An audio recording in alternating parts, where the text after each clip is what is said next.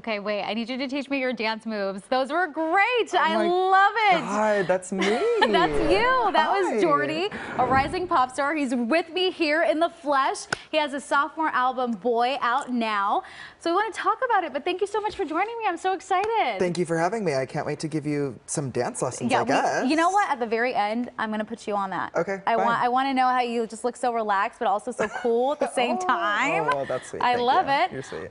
So let's talk about where you draw your inspiration from. So I was reading online that it comes from personal experiences. So can we talk about those personal experiences and then the connection that you're making with your fan base? Oh my God. Yeah, I mean, I feel like it's those human experiences that like bring all of us together. I feel like, you know, growing up and listening to music or listening to music even now, it's like, you know, I want to listen to things that feel like relatable to me. And, you know, the past year and a half has been a lot of growing into my adulthood and getting older and growing pains, and there was a lot of feelings and experiences that came with that, and that meant a lot of songs to write as well. And so the song that you just saw, Good Not Great, is kind of just about that limbo feeling where you're like feeling fine but not amazing, and that kind of like general anxiety kind of feeling we're all kind of going through right now. And yeah, the rest of the album is kind of along those lines as well. I feel like that's so great because a lot of people can always connect with stuff like that. Totally. And it always just makes you feel like you're not alone. 100%. Absolutely. That's my goal. That's my goal. I love it. Well, you're doing a great job so far. Thank you. We want to talk about how you got the band 9 Days to sign off on this song. I think this was a hit when I was in high school, right? Yes. Yeah, 2000. So yes, I was in high school. So how did you get this to happen? Oh my gosh. Well, the idea came to like me and my team, I'd say like about a year and a half ago. You know, we were like, Jordy, like my team was like, maybe you should go into the studio and like write your own version, maybe make it queer. And I was like, I love that idea. So I made the song with some of my best friends, and we reached out to John and his team, the original writer and singer.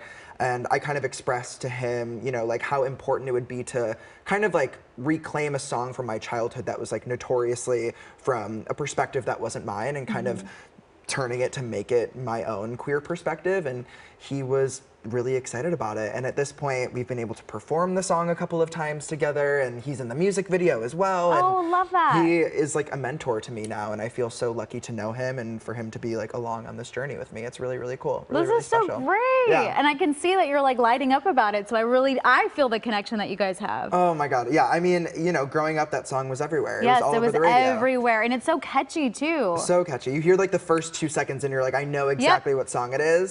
So to be able to like have the opportunity to take such an iconic song and make it my own is definitely a bucket list item for me as an artist. So since we don't have a little soundbite from it because we use the other one, can you sing me a little version of your version of it? Well, I mean, Just like the original is, this is the story of a girl, but I say, this is the story of a boy, because I like boys. So that's my perspective. That's beautiful. I love it. I know I just put you on the spot, but thank you for doing that. Oh my God, no, absolutely. Next time I'll like come like more vocally warmed up. You're totally and we'll fine. do, like, an entire I performance. listened to it before coming out here, and it sounds phenomenal. Thank and you. the video is so cool too, by the way. Oh, so thank you. I love that. I appreciate that. You, my dear, have more than 100 million streams across platforms. How does that feel? It's kind of crazy. Like, you know, it's fun because when I go on the road and I'm able to tour and play shows, it's kind of like those moments where I'm like, wow, like the music is actually reaching real humans. Like you see numbers online and it's like cool to see, but it doesn't like register like how many actual people that is. And so touring and going on the road and playing shows is such a good way to see those numbers like come to life. But I mean, the fact that people have streamed my music that amount of times it's surreal. It's crazy. I'm very grateful.